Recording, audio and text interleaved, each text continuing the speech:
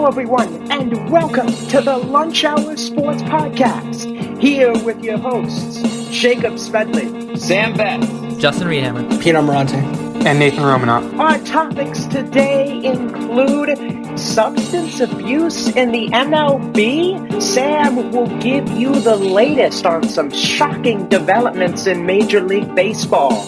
And then a big transaction happened in the NFL. A big wide receiver is on the move, and Justin will have the news for you. And finally, I'm taking the lead, gentlemen. NBA, NHL Playoffs, all of us will discuss what is going on in the postseason in the NHL and the NBA. Sam, what's going on in the MLB, man? We got the steroid era in the early 2000s. What's going on now, man? Yeah, Jake. So, this is very interesting because, as you said, the steroid era that happened in the 90s, very controversial. You had players like Barry Bonds, Sammy Sosa, Rafael Palmeiro, Roger Clemens, all maybe having to go to trial, having to speak in front of a court in front of a judge, essentially, and say, like, I used steroids, I didn't use steroids. And that was a very hard time for baseball. Like, obviously, before everyone knew what was going on, the action was exciting. Players were hitting so many home runs. We had the home run race between Mark McGwire and Sammy Sosa. It was a good time for baseball until everyone found out what the players were actually doing to allow themselves to hit these home runs and to kind of enhance their bodies in a very unnatural way. In this case, I wouldn't say for the pitcher's side, it's not as serious, but not as serious as in injecting hormones into your body. But it's becoming a very big problem for the MLB. I think we have to, if we really want to start with this, we have to talk about Bubba Harkins, a former clubhouse operator for the Angels. Back in 2019, he was released by the Angels because apparently he was kind of in the kitchen, per se, cooking up some very bad substances. Well, not bad substances necessarily, but substances that would give pitchers an advantage on the field. He basically created a mixture of rosin, which is kind of like a white powdery substance, and pine tar, which is very sticky, combining them together to create a substance that would allow pitchers to get a better grip on the ball, to be able to throw it maybe even faster, or to allow the ball to rotate so many times that it almost be unhittable. So we have that. Now players are now, as we've seen, I think we all know Michael Pineda. We've all seen the clip of him with the giant slab of pine tar on his neck, and he was ejected for that. But obviously that was just pine tar. Like, pitchers have been using substances. They've used spit in the past. They've used sunscreen. You'll see, Jake, I like how you mentioned this. We were talking about this the other day. Pitchers would use sunscreen and just lather it up on their bodies to get any sort of like extra sticky grip that can get on the ball. Pitchers now have been using a new substance called spider tack. Spider tack was used for lifters to lift like these massive stone balls for competitions where you have to lift up different balls and you have to stack them up on different pedestals. And this stuff is insane. We've seen tests like go out. Pitchers are getting their RPMs, or rotations per minute, for their fastballs. They can go up to 500 plus RPMs. Yeah, and I think for the fans at home, Sam, to kind of put it into perspective, I mean, you may think, well, what's that on a scale? But it definitely impacts. You're looking at certain pitchers who are using this kind of thing and are seeing dramatic results where their ERA is dropping 1, even 2 points because of this kind of added RPMs and just added spin rate to the ball because of the extra stickiness that you have. You're able to rip the ball down with maybe a breaking ball or release the ball and have that rotation move. So maybe the RPM, maybe you at home maybe don't understand, but that can change the ERA drastically for a pitcher. Another way to put it possibly is that basically it allows the pitcher to basically throw a baseball as a wiffle ball. The ball can get so much more movement. For a fastball, it can make it go even faster, like it increased like velocity for a curveball. It makes it cut so much harder, especially also for a slider as well. This is also concerning. It's concerning to MLB because the league batting average is at its lowest, at part of its lowest it's ever been in the modern era of baseball. It's around in the 230s, I believe, somewhere around there. And also strikeout rates are at some of the highest they've ever been at around 25%, a 25% strikeout rate. So 1 in every 4 at bats is resulting in a strikeout, which is insane. That has never really happened in the grand scheme of the modern MLB. So with the MLB seeing this, and obviously with hitting being a major part of what draws fans together, the big home runs, the triples, the doubles, all that is what kind of draws like MLB fans, not necessarily the strategic game of kind of the chess match that allows pitchers to strike out batters or having a no-hitter going about.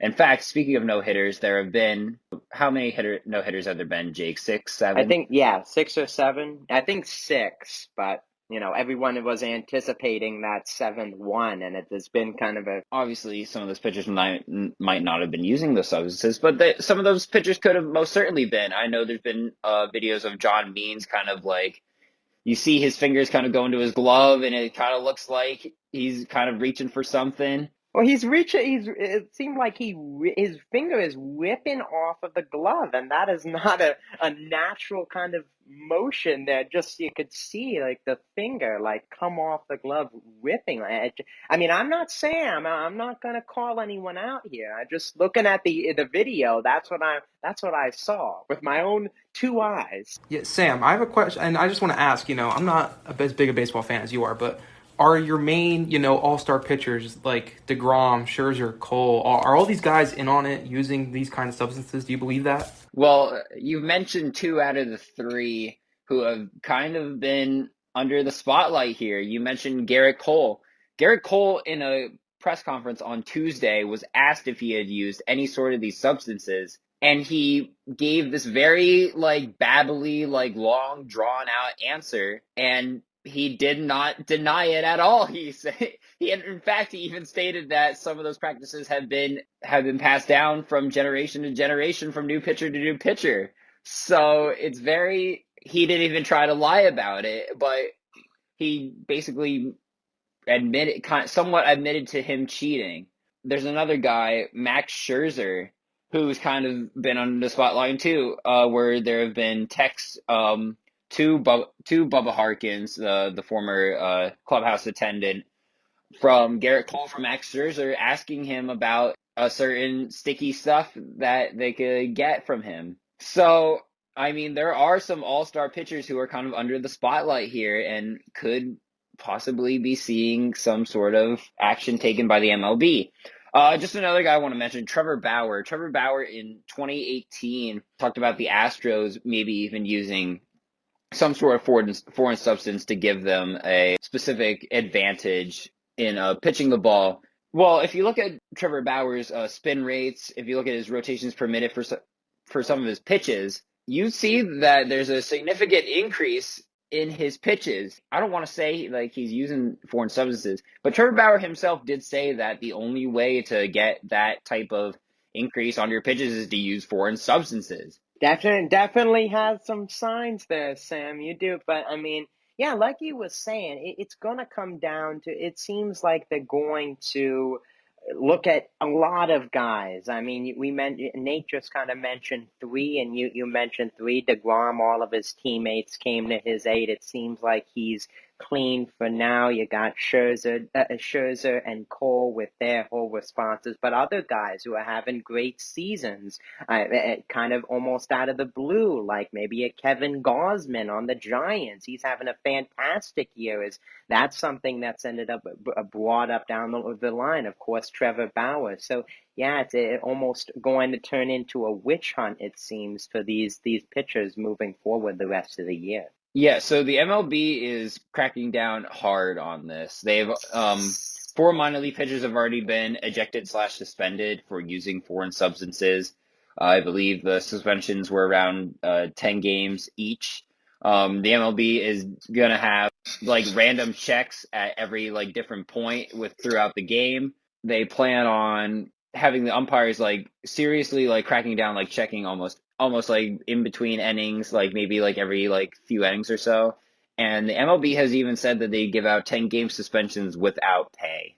It could even get to that point. So it's very serious, and the MLB is going to definitely take charge on this. And if this has been going on for a long time, as Trevor Bauer has said, they're finally going to take an action. They're going to stop it. Yeah, I think it's definitely interesting too when you're talking about, okay, how much can the MLB police this? Because, I mean, not to try and connect it too much with the steroid era, as you mentioned, it's different. But, I mean, when possibly, because we don't know how many people are doing it, how many pitchers are using this kind of substance.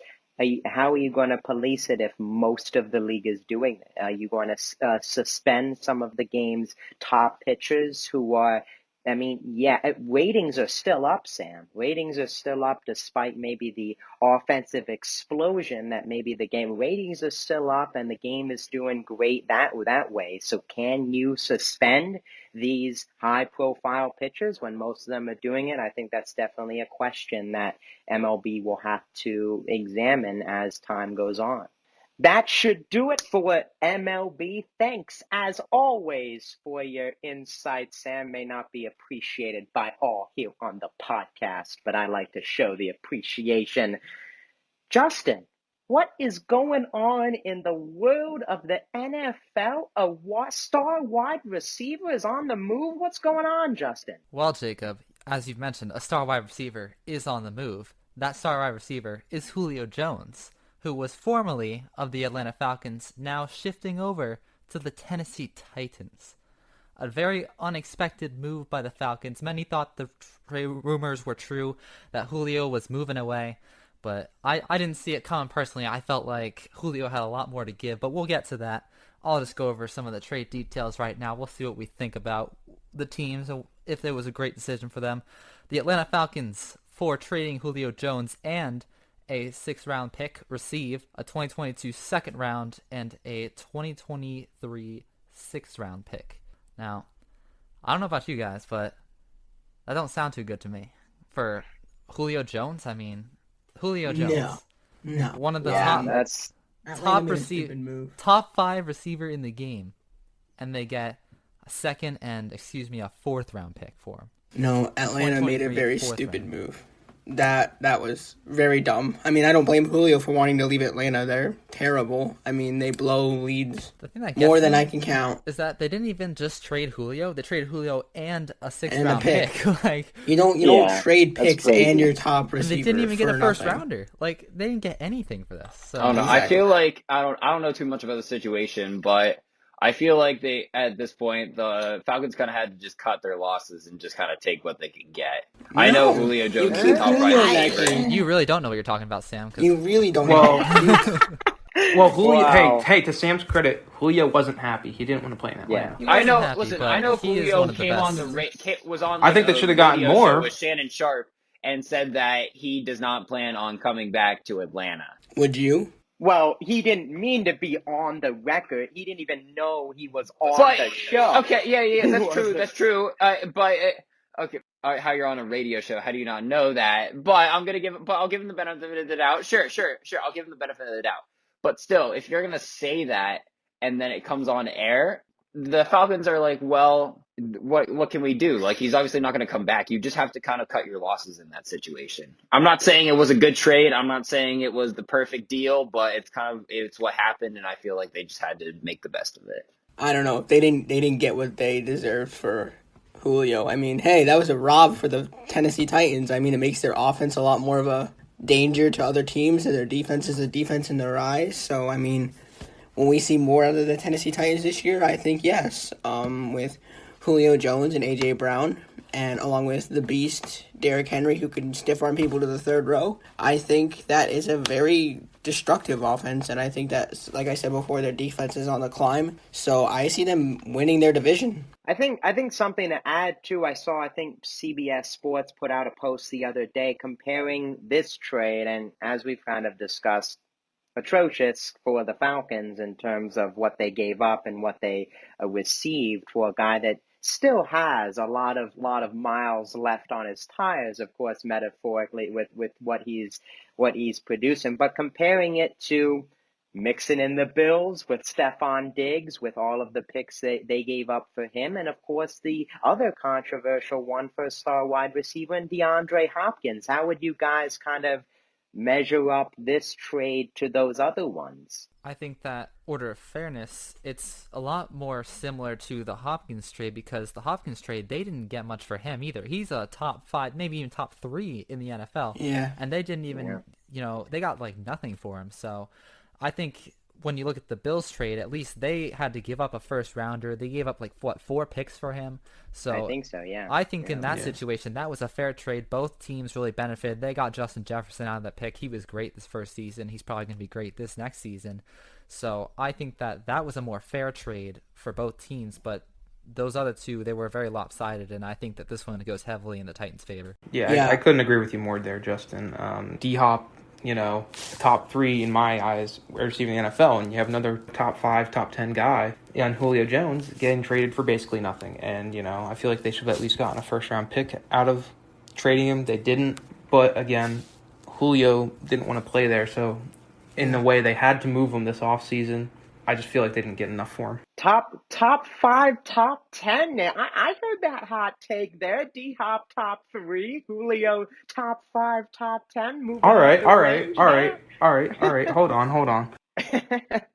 I don't know. After we'll see. I'll cut him some slack. He did have what's his name thrown to him, Matt Ryan. So Matty Ice. Of course, but let me just slow down a little small statistic for you.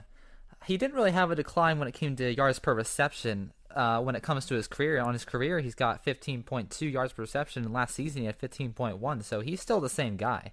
It's just he needs more opportunity. He did not get enough opportunity last season in the offense he was in.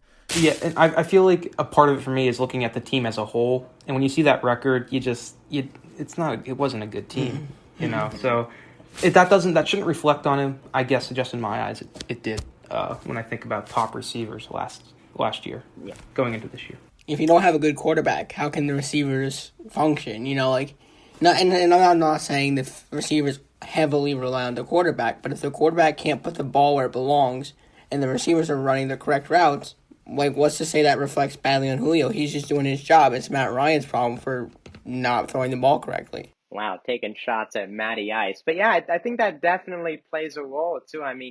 He was double teamed nearly every game, and no disrespect to Calvin Ridley and the other Falcons receivers while Peter's taking shots at the quarterback. But, it's going to be a different atmosphere. You have A.J. Brown, who's a solidified number 1 on a lot of NFL teams, can also go D. And those two guys are going to be a monster duo, one of the best in the league. So, I think if Titans are up there, going to pose this to you guys maybe before we move on. Does this make the Titans the team to beat in the AFC South with the Colts additions and those other teams? Yeah, in the AFC South for sure. In the South for sure. I think that they have the most consistent team here with their offense and their defense now locked in. The Colts, they're on the rise. They have a new quarterback in the system. They obviously need to work that out. The Texans sorry about the Texans. And I honestly feel bad for the Texans fans. They have no one left. Got rid of D-Hop for nothing last year. Got rid of JJ. JJ's gone, so they have no great defenders. They're left with... You buy to Deshaun Watson pretty soon, Yeah, your quarterback, sexually assaulted how many women? So. Yeah, so it's not looking good for Texans fans, so apologies to Texans fans. And as for Jacksonville, they've got a new quarterback too. We'll see how it happens with Trevor Lawrence, but he's not going to be competing. It feels too early for him. He's not going to compete it's for way the too division early this year, so it's definitely the Titans' division to lose. But I do want to pose another question, and Justin, I know I asked you something similar to this a few nights ago. Do you think that this trade, I'll word it a little differently, do you think that this trade makes the Titans a top 3 offense in the AFC overall? Oh man, I'd honestly say they're at least 4 of the top 6 in the AFC. That's tough. I don't know if the Titans. I'm just looking at the AFC as a whole. I'm just looking at the offensive firepower. Do you think this puts them in the top 3? I do. I do. Wow. I do. mean, you've got the Bills with Josh Do you put the Allen, Bills and above then them? Do you put the Bills above them? I mean, weapon-wise, sure, but Yeah. it's tough because, I mean, Tannehill, I think Josh Allen's a better quarterback. Well, yeah, But I would agree with that. 100%. weapons around him, I think, are better. So, I mean, I hate to say it, Justin, but I think they are because of the weapons around him as of right now. I'll go Chiefs, Ravens, Titans, Bills. It's Ravens, close really? there. Ravens. That's Ravens interesting. are up there. That's Lamar interesting. Jackson. Lamar takes bathroom breaks, bro. Lamar takes bathroom breaks. And then he came back and won the game. Yeah, Came but back and won the game. Jake, the I'm Ravens sorry. are in top 3. There's Ravens one are team not for top me 3. that you omitted. I got to put Cleveland in my top 3. I think they have the best running back tandem in the NFL, and Kareem Hunt and Nick Chubb. Yeah. And they still have Jarvis Landry and Odell Beckham Jr. So it's tough for me to leave them out of the top. I was going to put the Titans in my top 3, but since you said Cleveland, I've got to not put them in, actually. Yeah. You're right. Cleveland does have a better offense. So. I had to say my top 4, I guess, if we're going top 3 or 4. Definitely Chiefs, number 1. Yeah. There's no arguing that. Number 2, I think, is a close call between the Bills and the Titans. And I say this because, like we mentioned before, the Josh Allen, better quarterback, no arguing that. He can run, he can throw, he's Josh Allen. But Josh Allen doesn't have as many weapons, like we said before, as Ryan Tannehill. The Bills' running game isn't as strong as Derrick Henry, and you will not get as strong as Derrick Henry on a run game. So, I put the Titans just above the Bills. Yes, Stephon Diggs and Josh Allen have a connection like rare for a quarterback and receiver. And Cole Beasley pulls his weight on that team too. But I say it goes Chiefs, Titans, because the 2 receivers on the Titans now with Julio and Derek. Bills, Cleveland, which Nate mentioned, because yes, they have one of the best running games in the NFL. And Baker showed up last year real solid, and Kareem Hunt had a great season. And then I guess we could put Jake's Ravens somewhere in there. I mean, I'm just saying, Lamar he running game and passing game. I think, but one player does not make a team. Yeah. You have J.K. Dobbins. They have a good running back. Yes, you have Lamar Jackson and J.K. Dobbins. That's it. Who else do you have on the Ravens? The Ravens disrespecting this. There's some slander in panel. Some slander. Peter, I'll say this, Pete. I agree with your list for the most part. Justin, I'm sorry. I put the Bills just below the Browns. I put them at 4, and the reason is the Bills they don't have many other weapons outside of Stephon Diggs, in my eyes. Their running game's not strong. I understand what you're saying, but I feel like you're saying it for the wrong reasons. It's because you're underestimating their weapons. I mean, you got Emmanuel Sanders in there now. Gabriel Davis was excellent last season, and Cole Beasley has always been consistent. So I feel like if you're gonna slander the Bills for any reason, it's got to be their running game. It's not been consistent. I did say their running game. So I think that for the fact that they have consistent receivers, a consistent coaching staff, I think that puts them ahead. But I think it is very close between them. It's because of that running game. They don't have a very consistent. It's very tight. It's very tight. The running game for me is just not there. That should do it. We will definitely check on what develops with Julio Jones in the Titans uniform and some of these AFC powerhouses as the season starts. Well, guys, the playoffs, it may not seem like it for our first 2 subjects here, but the NHL and the NBA playoffs are well underway. You've got the conference semifinals in the NHL and the semifinals for the conference, the Stanley Cup semifinals. You guys know what I'm talking about. For the NHL, we'll start off here. The Islanders and the Lightning face off. The Islanders presently have a 1-0 series lead, just winning 2-1 today, getting the edge up. And then on the other side, it is the Canadians who won the Canada bracket. Really shocking. They're going up against the Golden Knights. Guys, what are you thinking so far through what we've seen? I'll be honest with you here, Jake. I'm surprised to see these as our final 4 teams. At the beginning of the playoffs, I would not have thought necessarily these four teams, but here we are. It's a rematch in the conference finals from last year between Tampa Bay and the Islanders. And the Islanders got the 1-0 lead right now, which is surprising. They went into Tampa Bay, took game one. Varlamov had a great game. He had 30 saves. He played lights out, and the Islanders offense got it done. Montreal sweeping Winnipeg.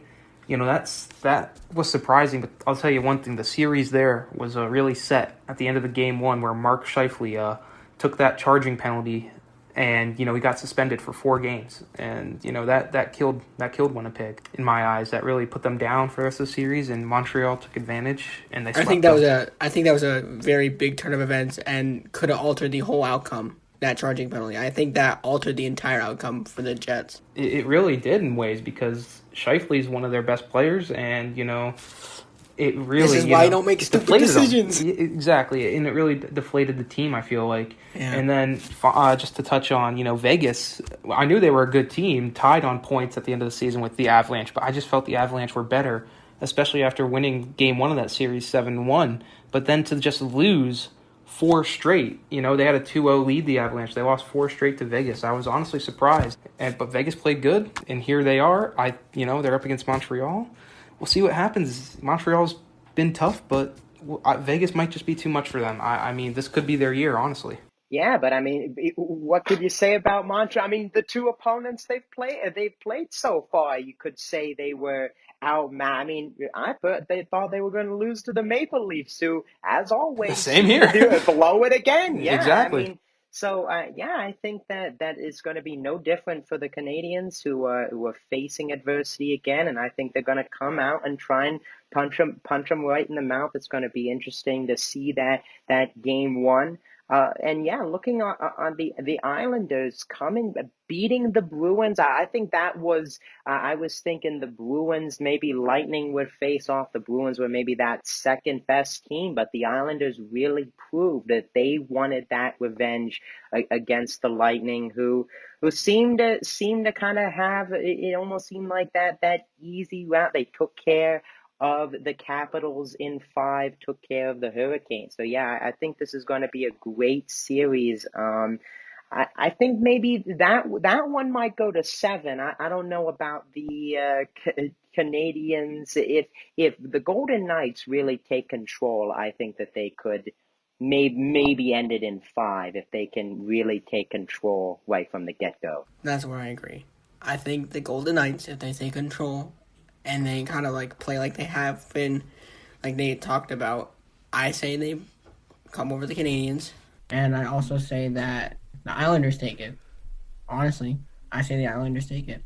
Just to your point, going to back to the Canadians, I feel, they've only played teams in Canada thus far, and I feel like Vegas just might be a different monster. But in all fairness, the Canadians have been the underdog all throughout the playoffs this year. And what have they done? They have, they've proven everyone wrong, basically. They came back against Toronto, and then they swept. I could be wrong. So, I could be wrong. I think Vegas will win it too, Pete. I could be proven wrong here too.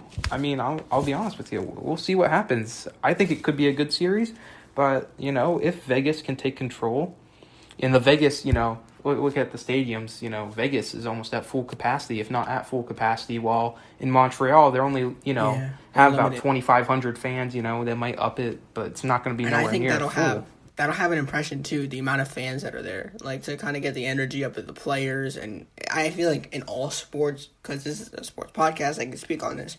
Every sport, the fan base has something to do with the outcome of how the players play. Especially come playoff time. Exactly. Come this seriousness of playoffs going into the finals, your fan base is kind of like, you're a little bit of like a foundation. Like, if you don't have a fan base there cheering you on, you're like, I'm playing my best, but no one's here cheering me on. I know they're at home, but it's a different environment almost. Yeah, and I think COVID really emphasized it. I think maybe that was one of the positives you look back on. Like, wow, we kind of took fans for granted up until kind of the COVID pandemic shut everything down. We weren't allowed to go to sports games anymore, and kind of took that for granted. So yeah, definitely will be different for the Canadians. We'll see how they adjust and how the rest of the NHL playoffs wrap up here. Real quick, who's going to the Stanley Cup Finals, boys? The Knights and the Islanders. I don't know. Do the Islanders get their revenge? You know Yep. what, Peter? That is where you are.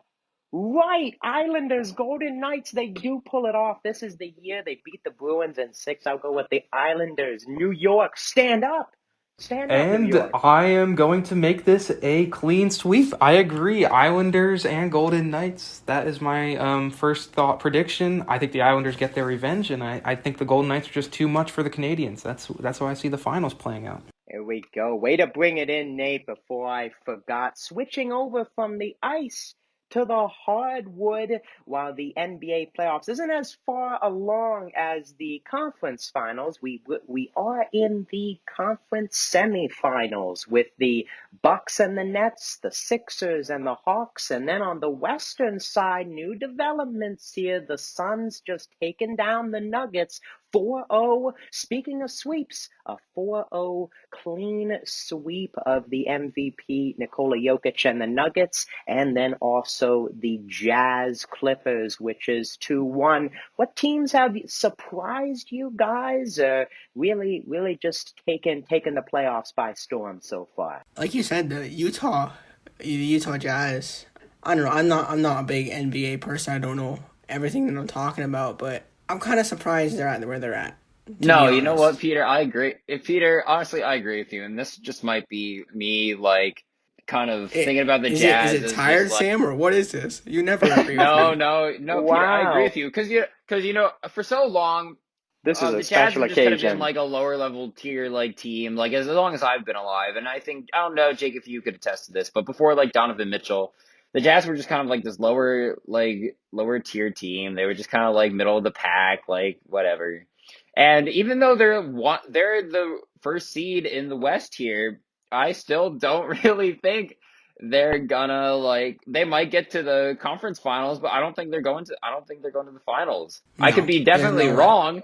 I could be There's no way wrong, they but go I to the just don't final. have that. I don't know. Well, listen, now when I say this is just me kind of, I think I'm underestimating the Jazz, honestly, and I think that's what a lot of people are doing too. Maybe we all are. But Maybe I we don't all think, are. I don't know. They're up 2-1 right now. Guys, they're the 1 seed in the West. They had the best record in the regular season. It doesn't matter. I know, Seeds don't matter. It matters how well you play.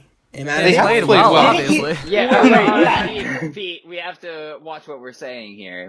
They've obviously played well. They're the first seed in their And they've played well in the West. playoffs thus far. Sam no longer agrees with Peter. Well, I still agree with Peter. It was fleeting. They have Donovan Mitchell, who's basically the center of that team, and is a young player trying to prove himself in the NBA after being told by Shaq that he Stephen doesn't A. think says he is already a bona fide superstar in the league. Sam, do you agree? I would agree with that. I'd say Donovan Mitchell's he's a pretty big star in the league. You have Rudy Gobert, who just won his Defensive Player of the Year trophy as well. Third. You also have Jordan Clarkson coming off the bench, and Jordan Clarkson has been amazing for this Jazz team off the bench. I just don't think they're going to the finals. And you know why? Because there's another young guy, who's a little older, but another young guy trying to prove himself in this NBA, and that's Devin Booker. And as we just talked about, he did a clean sweep of the Denver Nuggets. Now, obviously, the Denver Nuggets didn't have Jamal Murray, and do I think he would have made an impact? Yes, I definitely think he would have made a big impact. But the way that Devin Booker and Chris Paul have been able to just kind of run this team and kind of facilitate them with Michael Bridges, DeAndre Ayton, Cameron Payne coming off the bench, a lot of not very highly recognized players in the NBA kind of coming off the bench, doing work for this team. They played so well. They played so well against this Denver team that it's stupid. It's not even funny how they were able to just kind of sweep them like this easily. I think that they are definitely the candidate to go to. They're definitely a big candidate to go to the finals. But it all depends on how Utah kind of handles the Clippers right now. I don't know. I mean, you look at just to pose some opposition, Sam. All right, you seem so confident that the Suns are gonna go all the way here. I mean, I say the Clippers are better than the Nuggets right now because of the reason you mentioned. Jamal Murray is out. The Clippers have their two stars in Paul George and Kawhi Leonard, who they came from behind against a Mavericks team who gave them trouble. But I mean, the Jazz, one of the best defensive teams in the league. They have Rudy Gobert in the center at the center position to lock down the paint. Donovan Mitchell is an excellent perimeter defender. I mean, I could put him on Devin Booker. I mean, I'm not saying that the Jazz are going to win this year. I'm saying you're not giving them enough credit if maybe these two teams And face I can off. definitely agree with that. I don't think I'm giving the Jazz enough credit.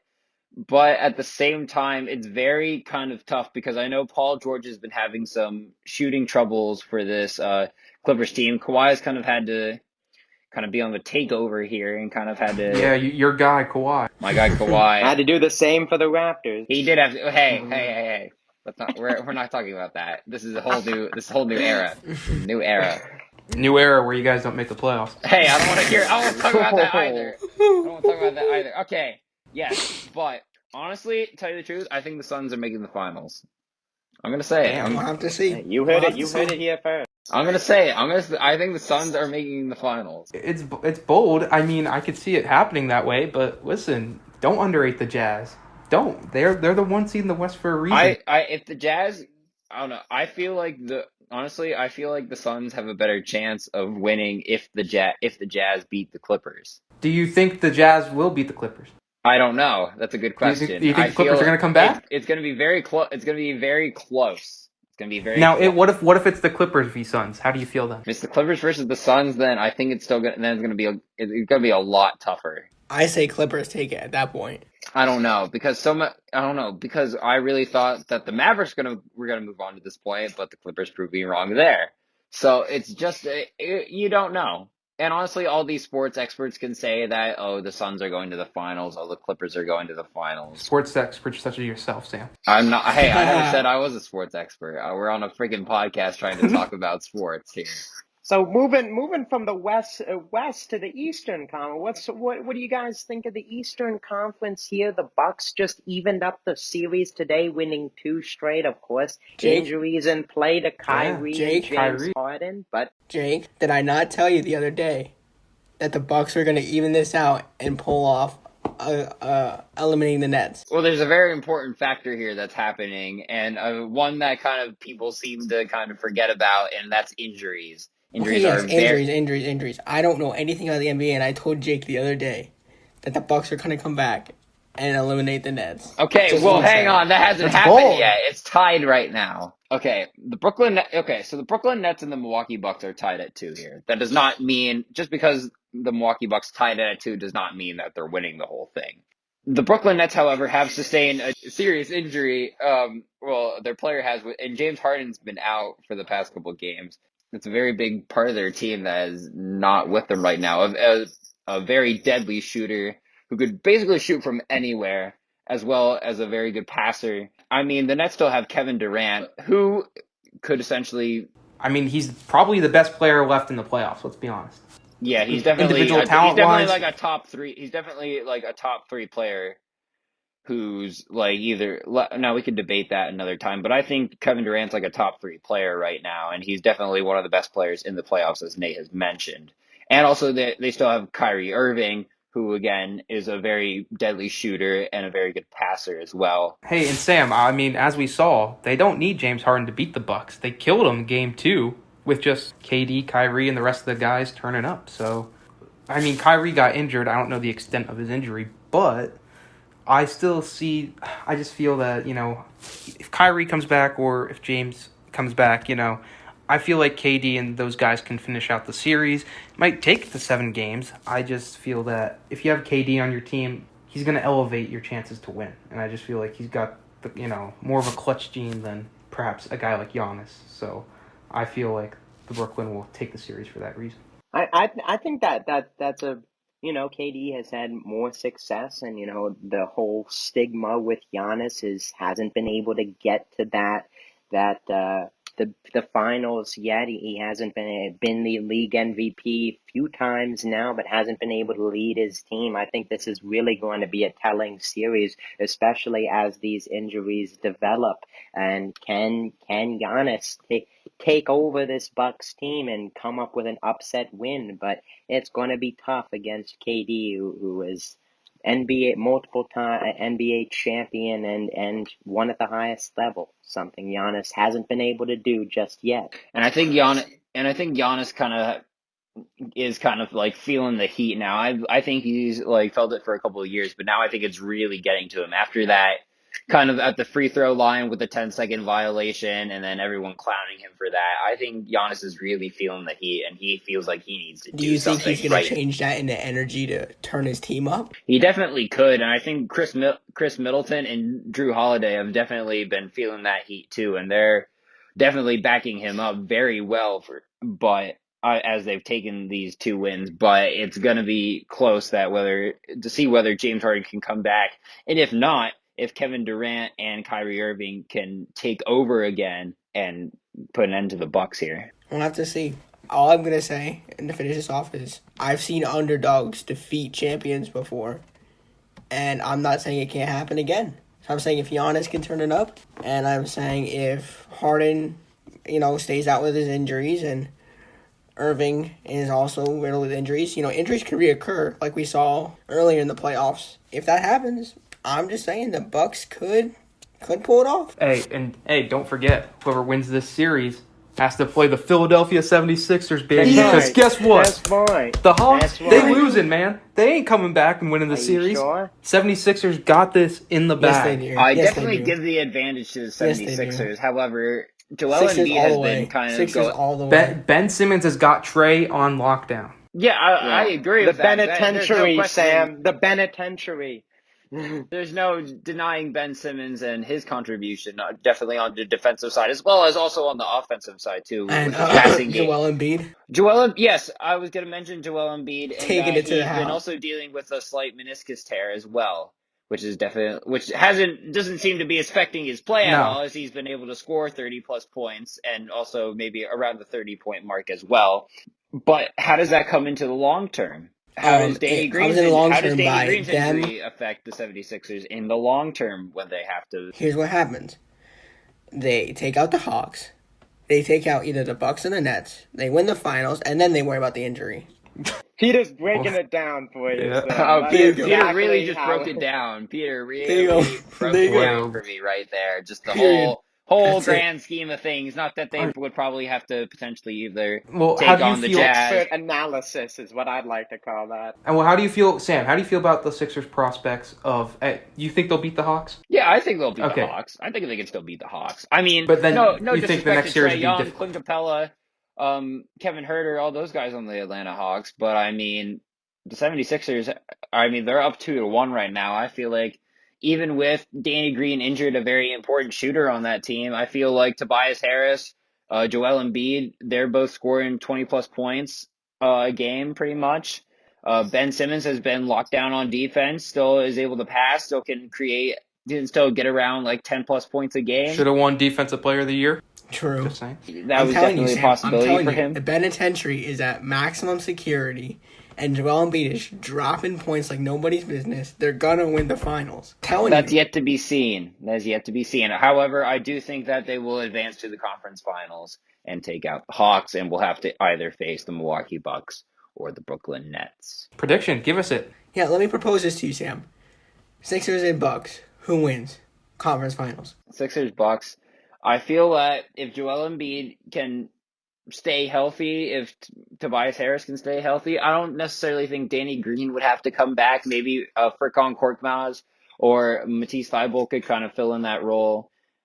But I'll go with the 76ers. I'll give it to the 76ers. Exactly. Because that's what's going to happen. Nets, Sixers, hypothetical, Sam. Sixers. Going with the Nets. I'm sorry, Jake, but Kevin Durant and Kyrie Irving. I think you should be saying sorry to Peter the way Sorry, he's Peter. expressing himself. Sorry, Peter. But I Yeah. feel like if James Harden There's too comes many back, injuries on the Nets. even There's if too many injuries. even if James Harden doesn't come back, I feel like the Nets still take it. Well, we'll wait and see, guys. NHL, what happens on the ice as that the playoffs wrap up there, and then the NBA hardwood still got a long ways to go. That should do it with today's episode of the Lunch Hour Sports Podcast. Thank you all for listening. You can check out future episodes on YouTube and now Spotify. And also, thank you, Anchor, for sponsoring this episode of the podcast. Thank you for listening.